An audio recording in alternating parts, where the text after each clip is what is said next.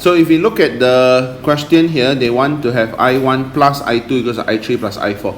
That means I1 and I2 must be either both going in or both going out. Okay, so in your case, I1 and I2 both going in, I3, I4 both going out. So that's the answer lah, C. So if in this question, the current actually comes in here, I2, and goes out this and this lah. So 20.2 and 10.6 going out, total going out is 30.8. So I2 must also be 30.8 lah. So answer is B. But we can also check for I1 because this is leaving, this is entering, this is entering. So leaving is 10.8, entering 10.6. So this has to be 0.2, which is correct. Now the question is what does negative here represent? Right, negative. Negative means we are saying that instead of I1 this way, I1 should be the other way.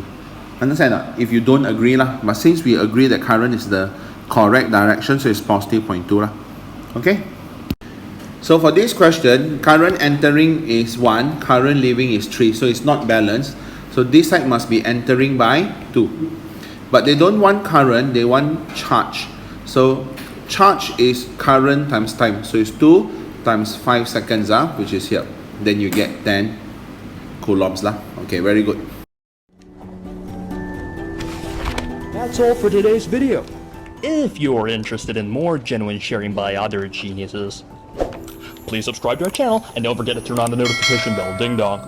Also, if you're struggling with 1 or 2 past year questions and the mark scheme just doesn't seem to help, Genie has got you covered.